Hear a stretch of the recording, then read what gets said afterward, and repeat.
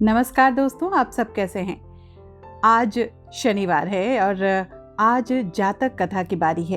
तो जातक कथा की श्रृंखला में मैं लेकर आई हूँ 7वीं कहानी। नाम है कहानी का सियार न्यायाधीश। एक नदी के किनारे सटे घने वन में एक सियार अपनी पत्नी के साथ रहता था।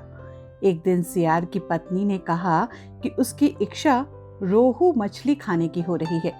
सियार चाहे जैसे भी हो उसके लिए मछली पकड़कर ले आए।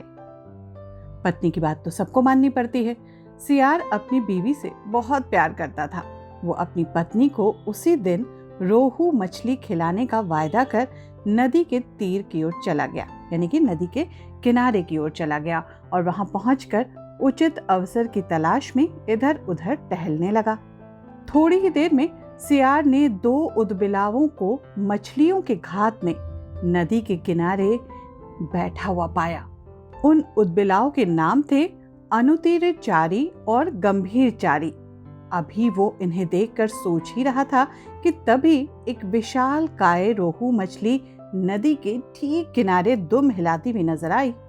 बिना समय गंवाए गंभीरचारी ने नदी में छलांग लगा दी और मछली की दुम को कसकर पकड़ लिया, किंतु मछली का वजन उससे कहीं ज्यादा था। वो उसे ही खींचकर नदी के किनारे ले जाने लगी। तब गंभीरचारी ने अनुतिचारी को आवाज लगाकर बुला लिया। फिर दोनों ही मित्रों ने बड़ा जोर लगाया और किसी तरह मछली को तट पर लाकर पटक दिया और उसे मार डाला। मछली के मारे जाने के बाद दोनों में विवाद खड़ा हो गया कि मछली का कौन सा भाग किसके पास जाएगा। सियार, जो अब तक दूर से ही सारी घटना को चुपचाप खड़े होकर देख रहा था, तत्काल दोनों ही उदबिलावों के समक्ष प्रकट हुआ और उसने न्यायाधीश बनने का प्रस्ताव रख दिया।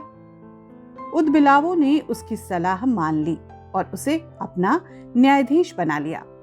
न्याय करते हुए सियार ने मछली के सिर और पूंछ अलग अलग कर दिए और कहा, जाए पूंछ अनुतिरचारी को, गंभीरचारी पाए सर। शेष मिले न्यायाधीश को, जिसे मिलता है शुल्क। इस तरह से सियार ने रोहू के सिर और पूंछ को दोनों उदबिलावों में बांट दिया और मछली के धड़ का बड़ा सा हिस्सा लेकर बड़े आराम से अपनी पत्नी के पास पहुंच गया। दुख और पश्चाताप के साथ तब दोनों उदबिलावों ने अपनी आंखें नीची कर कहा, नहीं लड़ते अगर हम तो पाते पूरी मछली, लड़ लिए तो ले गया सियार हमारी मछली और छोड़ गया हमारे लिए ये छोटा सा सिर और सूखी पुच्छी। घटना स्थल के समीप ही एक पेड़ था जिसके पक्षियों ने तब ये गायन किया, होती है लड़ाई जब शुरू, लोग तलाशते हैं मध्यस्थ, जो बनता है उनका नेता, लोगों की संपत्ति है लगती तब चुकने, किंतु लगते हैं नेताओं के पेट फूलने और भर जाती हैं उनकी तिजोरियां। इस तरह राजनीति और भ्रष्टाचार का जो नाता है आज से नहीं है बल्कि सदियों से है। फिर आपस की लड़ाई से भला किसका कभी लाभ हुआ है। इस कहानी की सीख है कि आपस में कभी न लड़े, मिलजुल कर रहें तो आपको पूरी मछली यानी कि पूरा फल मिलेगा। जातक कथाएं बौद्ध धर्म में काफी सम्मानजनक स्थान रखती हैं। इन कथाओं के बारे में मान्यता है कि ये भगवान बुद्ध के पूर्व जन्मों की कथाएं हैं, जिन्हें स्वयं महात्मा गौतम बुद्ध ने कभी सुनाया था। बाद में यही जातक कथाएं बुद्ध के निर्वाण के बाद उनके शिष्यों द्वारा कही गईं। सच्चाई चाहे जो भी हो, इतना तय है कि इन्हें विश्व की प्राचीनतम लिखित कहानियों के रूप में जाना जाता है। इन जातक कथाओं की संख्या लगभग 600 है और इन्हें बौद्ध धर्म ग्रंथ त्रिपिटक के सुत्त पिटक खुदका निकाय के 10वें भाग में सम्मिलित किया गया है।